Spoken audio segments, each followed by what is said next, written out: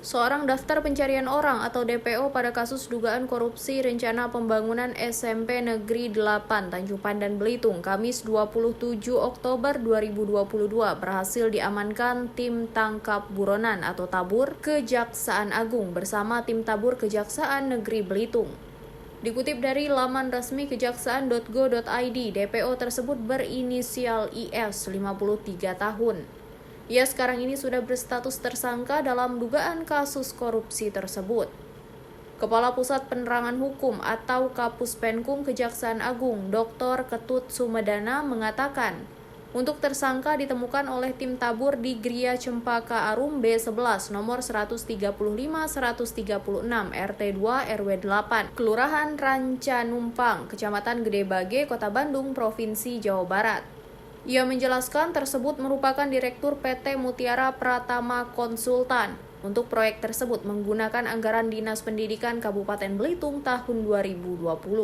Itu untuk biaya pembuatan studi kelayakan atau feasibility study, pembuatan detailed engineering design atau DED, dan apresial untuk pembangunan SMP Negeri 8 Tanjung Pandan, kata Kepala Pusat Penerangan Hukum atau Kapus Penkum Kejaksaan Agung Dr. Ketut Sumedana.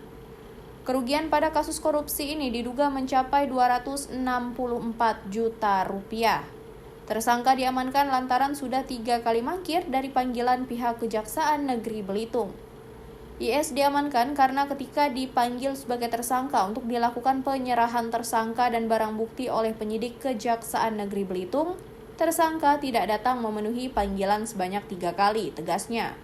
Maka dari itu, secara patut yaitu panggilan ke-1 pada 26 September 2022, panggilan kedua pada 3 Oktober 2022, panggilan ketiga pada 10 Oktober 2022, dan oleh karenanya tersangka IS dimasukkan dalam DPO.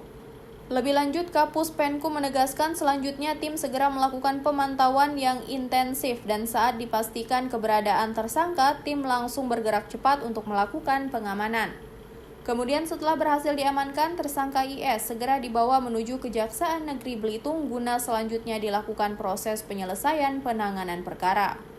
Untuk diketahui, melalui program tabur kejaksaan, Jaksa Agung meminta jajarannya untuk memonitor dan segera menangkap buronan yang masih berkeliaran untuk dilakukan eksekusi untuk kepastian hukum. Jaksa Agung menghimbau kepada seluruh DPO Kejaksaan untuk segera menyerahkan diri dan mempertanggungjawabkan perbuatannya karena tidak ada tempat yang aman bagi para buronan.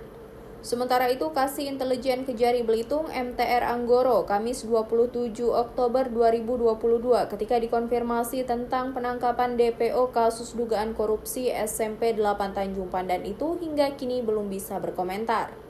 Pasalnya, untuk tersangka masih berada di Jakarta alias belum tiba di Belitung. Rencana pihak Kejaksaan Negeri Belitung nantinya akan menggelar konferensi pers terkait kasus tersebut.